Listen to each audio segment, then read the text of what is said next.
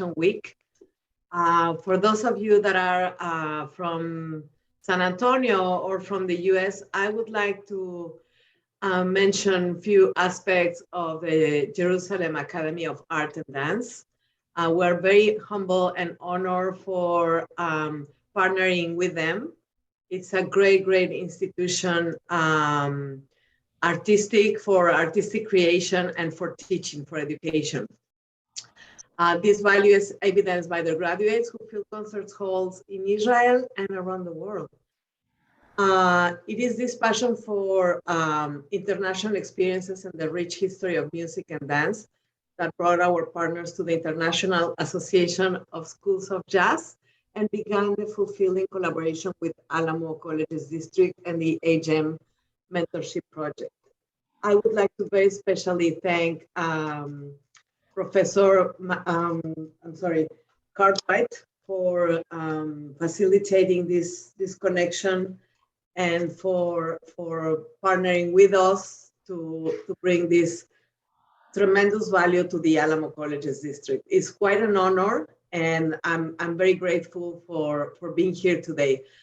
I am looking forward to finalizing a letter of intent. So we established a formal agreement with the Jerusalem Academy of Music. However, as in all the cases where partnerships are truly active, the legal document can stay on the side, and I'm an attorney myself. But I know that nothing should stop us from beginning our collaborations and permitting our students to benefit from interactions. So very grateful for being here. And it's my great honor and pleasure to welcome today the president of the Academy, Professor Michael Klinghoffer, who will greet us shortly. Sarah Meltzer Golan, Head of International Relations, Office for Jerusalem Academy of Music and Dance.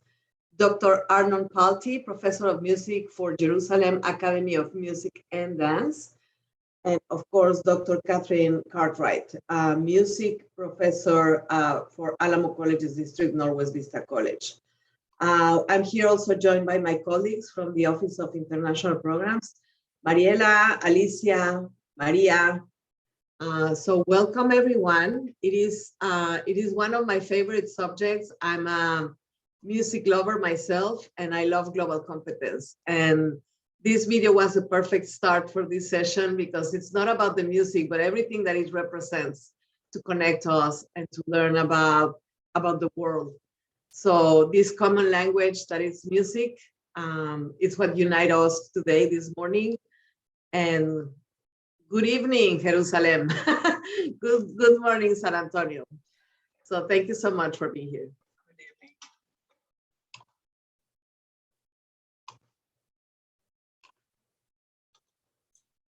And President Klinghoffer, if you would. Well, good morning and good evening to our friends here. It's an honor for me to be with you. I would like to say just two little things about this conference and about the movie we saw. What I strongly believe in, and this is how our academy is run, that what any two people on this planet have in common is much more and much greater than what separates us. And there is nothing that can show this better than music and music making and art in general. So I think this is a wonderful opportunity to emphasize this and to teach this to all our students. The other thing I would like to mention is that what I have learned from what happened during the COVID pandemic was that there is a certain difference between art and culture. Culture belongs more to the consumer. Art belongs more to the artist. Sometimes under certain circumstances, you can stop culture, but you cannot stop art, ever. And I think if we can deliver this idea to our students, that they have and they can continue being artists, even under rough times, that's an important message. And the other message is that everybody can live an artistic life, no matter what they do. Thank you very much and have a wonderful day. Thank you, President Klinghoffer. It is a pleasure again to welcome our partners from the Jerusalem Academy of Music and Dance, and we're going to get into our 5 questions. Please note that we have about 7 minutes per question, and we will toggle back and forth, so to speak, between Alamo College's individuals and our partners. This is a shared conversation. So there will not be any particular who begins first. We'll just move with the flow of the conversation, very much like music. Please, for the audience, know that the chat function is open for you all to add any questions, and we'll have some time at the end of the discussion to address those questions. So let's begin with our first question, more of a statement.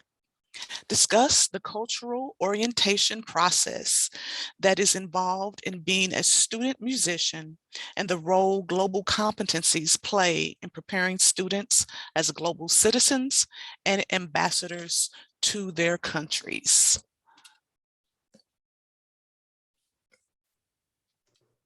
And our partners can begin the conversation and begin the flow. Sarah, would you like to begin? Or yes, thank you.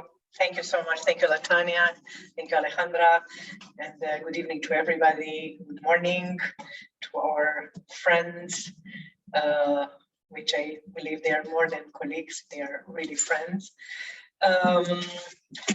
Well, this is a subject that maybe arrived to my attention just last year during the Corona times, when we initiated a pilot in our academy to see how the performing arts students will react, or which kind of, let's say, amount of knowledge do they have, what will happen in the moment that they are going to leave the studies, they are going to shut the door behind them, and they are going just to, let's say, take off to the big world, or they are going to stay in Israel, that's fine.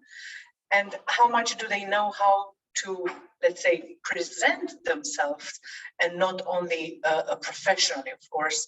They are absolutely amazing artists, talented, virtuous artists, but there are many, many things more than that. It's how you approach a manager, how you approach a producer, how do you produce maybe home a very good production, a video clip, or a recording. How do you write a CV, a letter of intention, if you want to go to study somewhere else, and which photo you are going to choose, how you are going, to say, hello, this is me, but on a, let's say, dry and not physical way in the world. So we found this subject extremely interesting, touching not only, let's say, the dry, the bureaucratic things, but also touching what is involved psychologically, the adrenaline, the fear of stage, the fear of public, dealing with everything around this subject. So for us, we believe that the student, which is the future artist, it's our responsibility for the future generation of artists, teachers, music educators, to take care of them and to guide them into the best way we can in order to give them the most of the knowledge that we can have now for their future. Thank you. thank you so much, Sarah. That's fantastic. And I can see that responsibility towards your students, because if I can see of a more international activity or think about a more international activity than music, I cannot find anything else. Music is completely borderless, doesn't know boundaries. I'm sure language is common, right? But still, students and musicians get a lot of interaction with the rest of the world, right? And between them, because sometimes I can imagine an orchestra or a group, it's a melting pot. So it is fantastic that the academy plays at the forefront of their priorities to not only give that technicality to the students, but also provide them with tools for success, providing them with a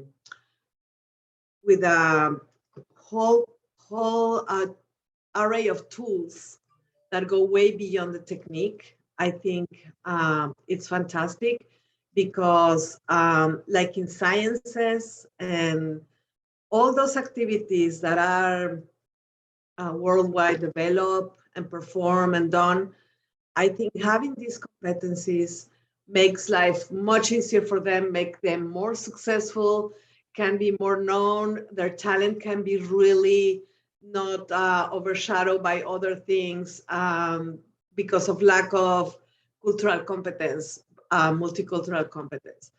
So I'm sure your students can really shine, and abroad, at home. And this is what we would like to pursue also for our students at Alamo Colleges District. We're not just focused on music, but of course it's extremely important, and we understand the importance of music. And that's why we together agree on the title of this conversation, right? The music as an instrument to develop global competence.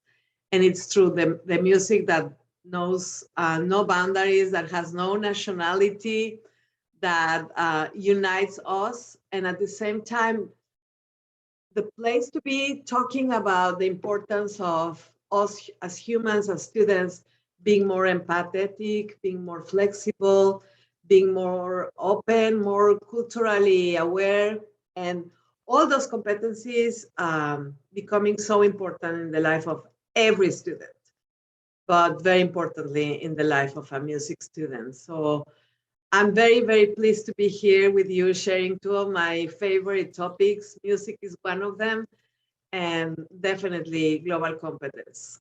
Today, this is a place where it can only be highlighted that for students is important, but when it works well, the majestic things that we can produce as a humans, right? When we collaborate together, when we do things together.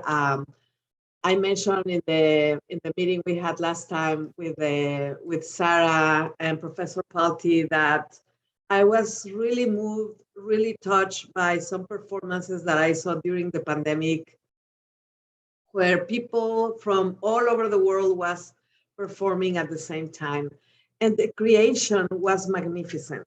Everything that was transpired out of those moments were incredible. So I'm very, very happy to be here today and sharing this. Excellent. Thank you. Thank you both for sharing. And as we begin talking more about global competence and what that looks like for our students in the classroom and how that translates outside of academia, it's very fitting that both Sarah and Alejandra are here as the senior international officers for your institutions. And so this next question really has to do with those responsibilities. And it's described the responsibility of the senior international officer as relates to student success, what we were just talking about, and providing experiences beyond academics. And I think you all have begun to touch on that. So if you could expound, please. Yeah, I will. Thank you. So I think that the responsibility, and I'm sure Alejandra will share maybe the same thoughts. I think this is let's say, maybe the main responsibility of an institution, because in a way we are the ones that we will have the footprint on the future or the career of that artist, that student, that teacher, that manager, whatever this artist is, today's students, future artists will choose to do. So this is maybe, above everything what the institution is doing, educating them, teaching them, leading them into different fields, but this might change totally the life of a student as an adult in the future. I can just give a short example about myself. I went on an exchange like this in France, and after that I stayed there for 6 years, and then I passed from there to Italy, and then I got married, and everything's met. This is the thing that, in a matter of fact, affected, of course, in a positive way, my whole life until today. And now I'm back in this circle, being in the academy and being me the one that will have the impact on others' life. It's a lot of responsibility. Thank you. Thank you, Sarah. I share that same feeling with you. I really feel that I think the pandemic was really a change of gave us another sense of responsibility. Somehow it played a very, very important role. Our international services, and I would say vision, was very much focused on travel, on these experiences that could add, we know, a lot of value to the life of a student, that have the power to be transformational, right? But at the same time, when everything closed because of the pandemic, and we started seeing things, and we had a lot of reflection, like we were going through a global problem that required global collaboration, that required talent from all over the world. And we thought, a lot of me and my colleagues, we were really amazed by the importance at some point of helping contribute to develop students with a global mindset. So much needed. We saw things that were happening here in the US and across the world. At the same time that we were all quiet at home, there was like a social turmoil around unfolding in front of our eyes, right? And and we know that students that develop these competencies, again, just to mention a few: tolerance, flexibility, openness, curiosity, empathy. All of this is going to create, obviously, a better student. But I would think that if we are going to talk about the responsibility, I feel that the responsibility is even bigger, because we're really contributing to form humans that are much more globalized. And we contribute directly and indirectly to a better world with diversity, equity, and inclusion. So for me, that's a sense of responsibility. And this is why, if we cannot travel, it is our responsibility to provide the opportunities for the students to get those competencies. This is what moves me, and I'm sure moves to my team. I think President Klinghoffer has raised his hand. So yes, thank you so much. We will welcome your comments. Yes, thank you. Well, from an institutional point of view, I see that we also have to create and foster some change within our faculties, because there are certain things which are changing. You know, the disciplines we teach, music, dance, are all rooted in tradition. And some of the traditions are not as valid anymore as they were before. And for example, I traveled a lot to Europe, and the goal of classical music education was to get an orchestra job.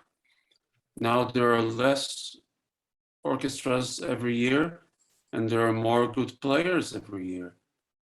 So as far as I'm concerned, the 21st century is the century of the independent artist. Having said that, we have to do something in the way we approach things and we deliver our thoughts to our students. And this is much more difficult to do with the teachers than with the students. So we have to re-educate some of our faculty, especially some of the senior faculty. The other thing in this respect is how we train the future generation, or educate rather than train the future generation of teachers.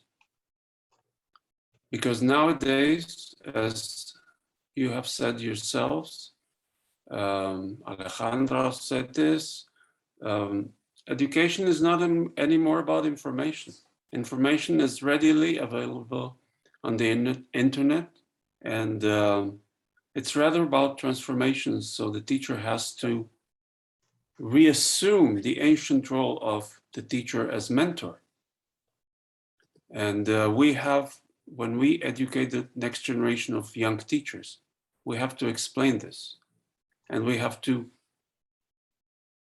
accept this change in ourselves as senior faculty as well. So I'm saying, as from the institutional point of view, we have to work hard to make this change in all respects. Thank you. Excellent.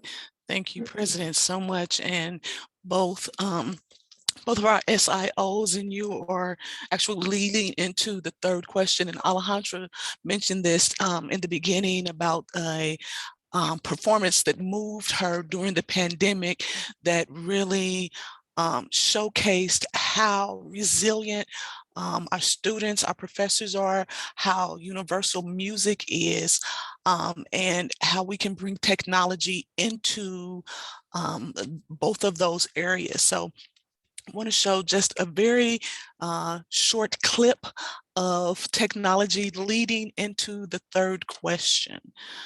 So if we can share this.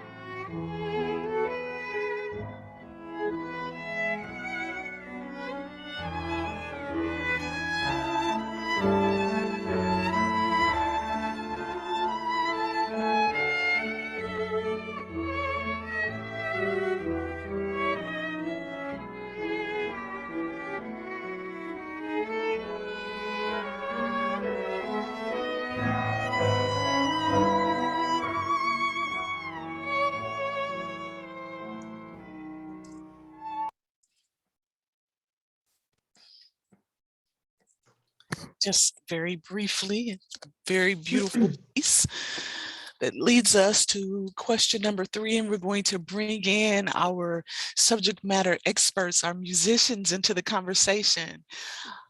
So the question, discuss how technology has improved during the pandemic and how it has aided student success and innovative networking among students and professors of music. Drs. Cartwright and Palti, please.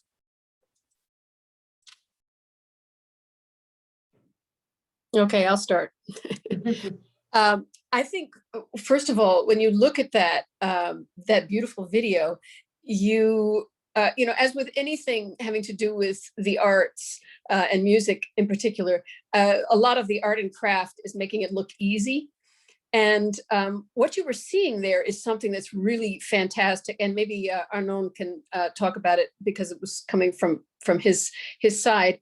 But very often during the pandemic, you would see what I call, and this is showing my age, Hollywood Squares type of performances where there's little boxes and everybody is seemingly performing together, but they're actually not, which what you're missing when you see those is the hair pulling out that comes before that to try to get everything lined up, because there's incredible amount of micro timings involved in musical performance. And the technology to create those existed. It's basically Zoom technology. But for what you just saw, they were actually performing together. And so the experience of performing, first of all, is completely different when that happens, because you are actually responding to other people. When you're seeing the other kind, the boxes, you're not performing together. You're not reacting. All the things that make music so exciting in real time, are missing there, but you can make it look good. And so it's like a production, and the technology for that does exist. The new technology, and again, I'm going to defer to Arnon in a second, is fantastic. It's also expensive. So it kind of highlights things like the divide between people who can afford it and people who can't. So in times of pandemic, that's great. But most of us need still also to be performing together in order to really understand that experience. But I'm going to defer now to Arnon to talk a little bit more about that technology. Okay, I think that Catch, you were referring to the Brady Bunch, right? I think, as far as the squares and all that, that's that was like the first thing that everyone was on. We are the Brady Bunch. Now, what's the difference, and why do we have advantages, in the technology? I mean, it's quite sci-fi to even think that, it can exist or happen. But if we think of, the very basic reasons for teaching music, we can see why it goes hand in hand with everything as far as principles. Um, I'll just, I made, a very short list just to refer to the things. Um, Learning and teaching is quite the same. It's the same. It's just, it's a mutual thing. We learn when we teach, and we teach um, how to learn and all that. I mean, Leon's movie was pretty much about it. The whole movie is about the ISJ, and that is exactly the model. So information, attitudes, loyalty to both music and musicians, our colleagues and friends, partners, okay?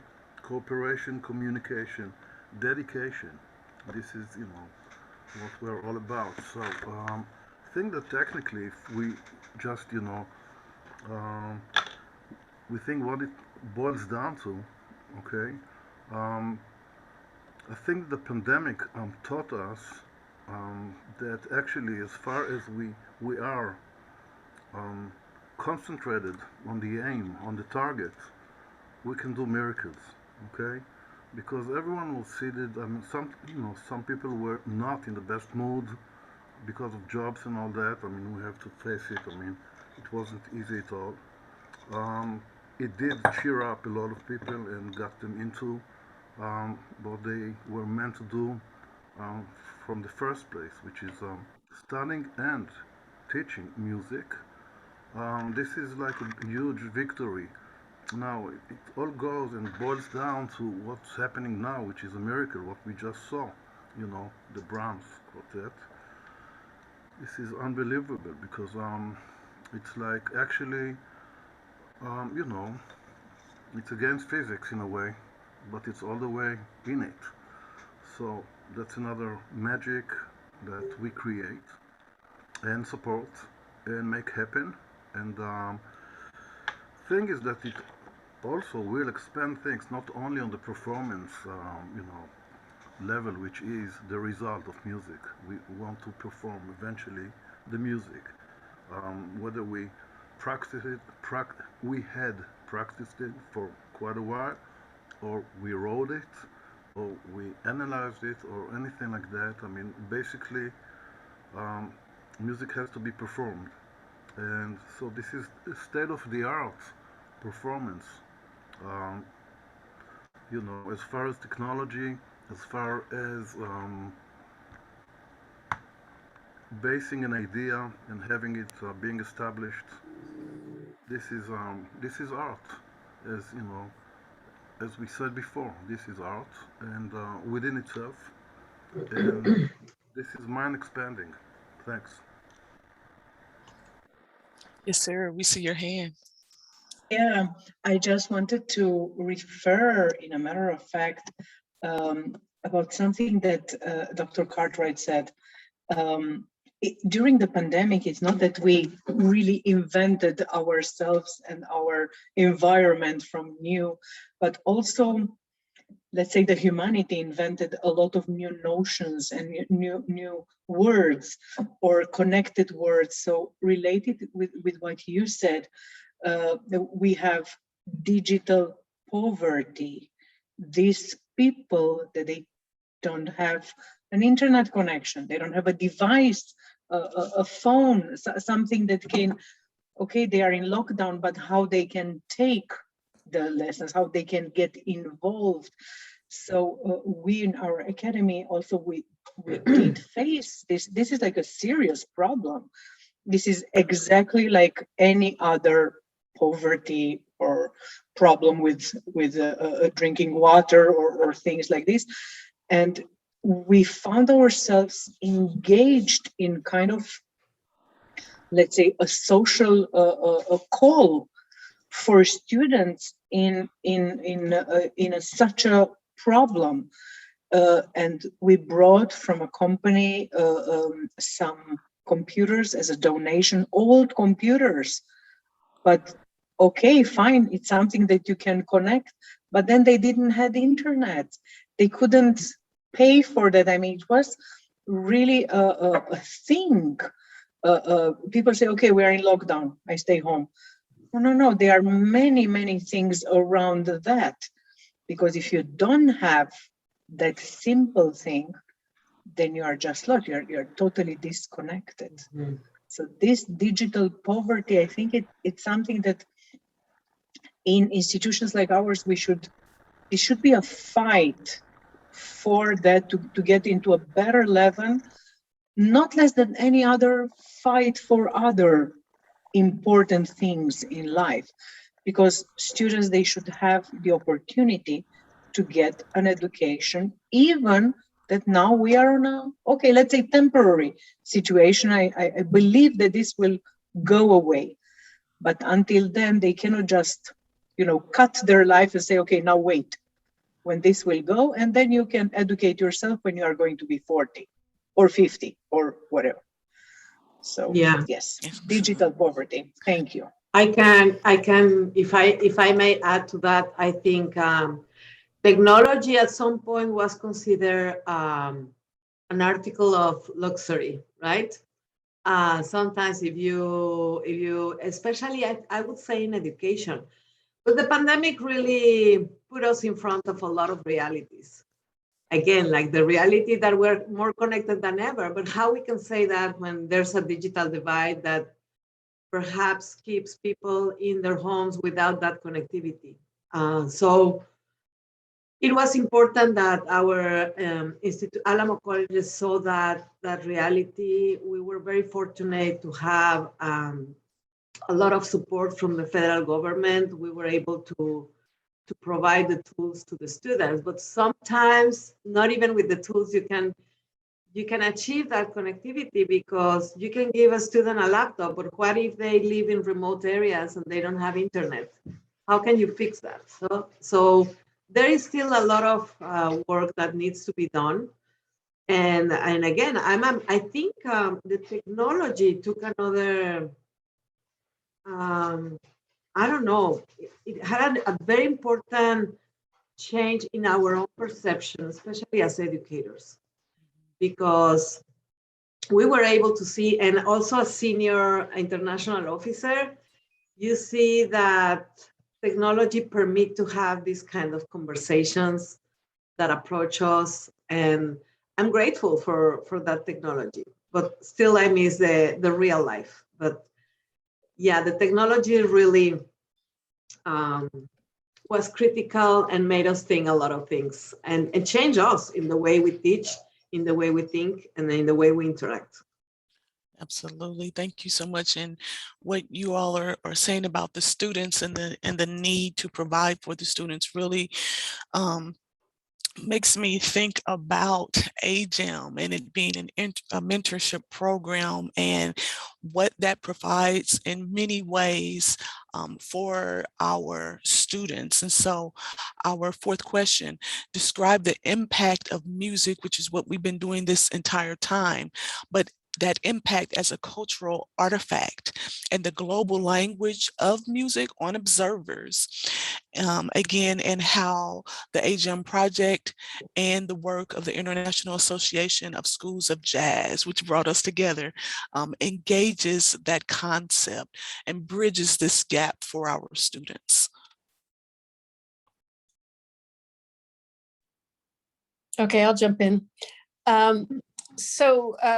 Well, first of all, about the international group, the IASJ, the International Association of Schools of Jazz. I've been involved with that group for a number of years, and Arnon has as well.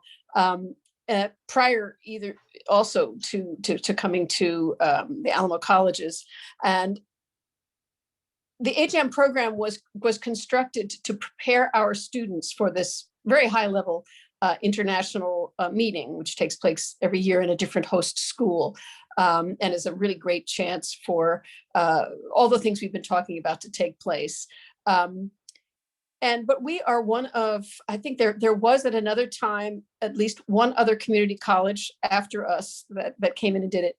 But so our students are unique, and in that we are a community college. So many of the schools are conservatories where the students are, depending on the government, in Europe, many times the students face credible competition to get into the schools, but once they're there, their tuition is covered and it's paid for. So they have that kind of privilege. Of course, they have to really fight and hone their skills to get in.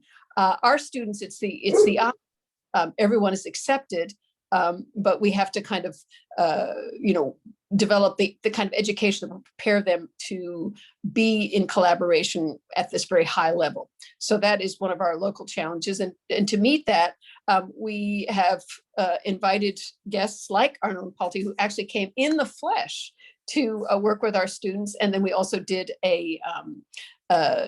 during the pandemic, we did a master class with him that was at Musical Bridges, offered their gallery space, and we did it there. So that's another kind of thing. So that's kind of our relationship with the IASJ for AGEM and our challenge in that respect. Thank you. Dr. Palti, did you want to add anything?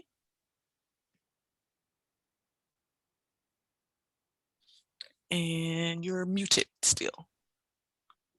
Okay, I will just jump into and I will refer to what Kachi was mentioning, and that was actually two examples coming to San Antonio and having a wonderful workshop with the kids was really fascinating. And I think that on the same level, working with a couple of months ago, actually, in fact, working with an ensemble was quite the opposite, to begin with, because running or conducting an ensemble, and we had we decided what to work on. It was mostly Latin jazz stuff, and how to move from Latin jazz to ordinary, because that's the way most Latin jazz tunes are built. So the transit is, symbolically very, interesting and important, because we deal with two grooves, with two types of music, two types of music merged into one. So, on many levels, it was That was it, exactly. And it worked. Um, we kind of, in a way, we conquered what's very, very difficult to do, not only long distance, but, physically in the room, which is to make that transit happen. Just think, I'm sitting here in Haifa, actually. Jerusalem is in my heart, but I live in Haifa, which is in the north. And I was conducting, a class that was, many, many miles away. And we were talking about transits, and I'm transiting them, from one music to the other. And, the whole thing is about transition. So we can make it happen. And, I'm speaking, body and soul, okay? It's, the symbol, the idea, the performance. So it's all in there, and we are making it. Thanks. Excellent. Thank you, sir. And to really to the point that you were making about the Latin music, and we're going to go now into our question and answers. And the question actually leads into what you began talking about from one of our professors that teaches Spanish. She mentions, or he mentions, the Jewish contribution to Spanish and Hispanic cultures, and the vast experiences that are included in that in all fields of study.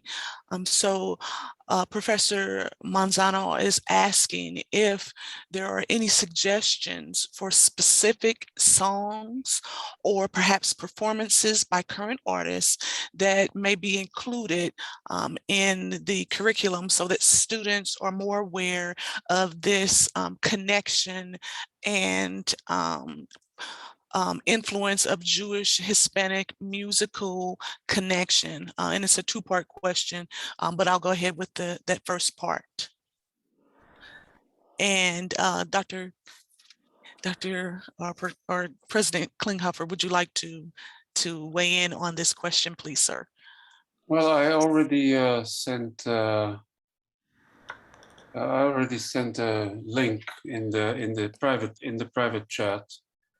But I think this is an example of what I wrote in the chat before about exploring new grounds. Because as lovely as the example we have seen of the quartet playing in two different cities, one half in Budapest, one half in Jerusalem, I think it is our goal also to explore new grounds, new things we can do through technology. Not just adapt technology to what we've done all those years, but also explore how we can actually, through the new connections, just like this question. I suggested a recording that just came out by one of our alumni who produced a recording of Ladino songs, which is an example of what the question was. The influence of Spanish culture or of Jews who descend from Spanish culture. But this is just an example. I mean, we have to find ways, I think this is our goal. We have to find ways to do new things and to see how technology and how this global connection can lead to new experiments, new endeavors, new ideas that have not been done before. And I think this is the major, major challenge. I always tell my students, we have to remember Brahms and Bach and Charlie Parker, they all played contemporary music. They played the music of their time. They did not play music of 150 years ago. And I think here is the big challenge with the world getting us all closer together through technology and through the ability to travel. It is our goal to explore all the time new things, new connections, impossible connections, things that have never been done before. Thank you. Absolutely, sir. Thank you so much. And then the second part of that question, and you are really sharing that early on in your answer, is what about performances of music that lead more to the historical background and give that kind of foundation? I know we talked about contemporary music and that type of thing, but when we look at like you said, Charlie Parker, and I know because Charlie Parker's from Kansas City, and so am I. And the foundation of jazz in Kansas City and what that means, that same kind of thing for our students. Are there any performances that you would recommend? This is for our president or either of our professors or our SIOs. Well, I would just say, since Professor Klinghoffer, Dr. Klinghoffer, President Klinghoffer, brought up Ladino music, we do have a— Michael is fine. Okay, Michael. We have a Ladino speaking community here in San Antonio, and as a performer myself, as a singer, I have some Ladino repertoire, and I performed and was surprised at how many people came up to me and told me this. And so it does exist here. Also, sometimes the cantor for Temple Beth El, Julie Berlin, has brought in some people, and she performs some Ladino music herself. So there are things in San Antonio that one can do if one is interested in historical Ladino Sephardic music. Excellent. Excellent. Thank you so much. This has been such a rich conversation, and I appreciate all of you and the information that you have shared, and it's just been a beautiful morning. So our last discussion will be to share a little bit, if you will, and this is for everyone, and I know this is something that's near and dear to both of our SIOs' hearts, is to discuss the value of this particular collaboration for our students and any possible projects that we may have in the pipeline to continue and to further the relationship that we have between our institutions.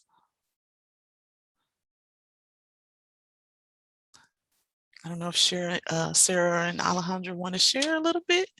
Yeah, sure. Sure. Thank you so much, Natania. So as we said from the beginning, from our first meeting, before we discussed when we just opened our screens, I remember that I said, no matter what, this is a yes. So before everything, I said yes.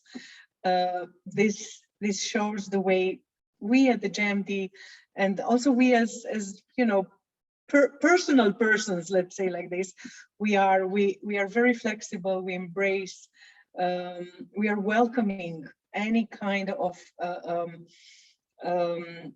collaboration, and already, it's like when you have an auction. So we have already a masterclass in the bass, a double bass from President Klinghoffer for the Alamo colleges and students is already on the table in this meeting, which is so important. This is education, this is international, and this is a big heart for you, our new friends. And yes, it is a yes before everything. I love that, Sarah. Really, I think we need to connect with that spirit. Yes, let's see, because I think, again, we repeat, because this is so important. The pandemic really showed us to do things in different ways, right? And international education, we know that the confrontation we had is we're not traveling anymore. But are we going to set aside all our priorities for forming global citizens? No. So we're going to continue, and we have developed new strategies. In our case, we have taken steps to internationalize the curriculum. And for that, faculty is really our key partner for that, our own faculty, right? Because we do this in the classroom. But we will never forget that the main way to acquire these competencies is by the experience. And the experience, we don't get it alone. We don't get that experience alone.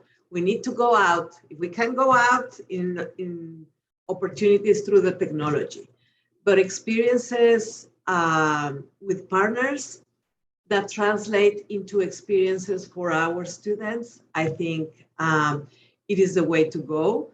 We have implemented for the first time, I know probably we came late on this modality, but we have experimented a lot of virtual exchanges. And I think that's a natural way to go forward. Institutions, federal institutions that are awarding money for collaboration are giving it to projects that are begin as virtual exchange, and then they call them coil and go. So whatever begins in a virtual collaboration has the potential to turn into a real life and face-to-face, but never diminishing the value for the students, either virtual, either face-to-face. And that's why partners like yours that share same values with us are so important. So our answer is also yes. Anything. Yes. Anything.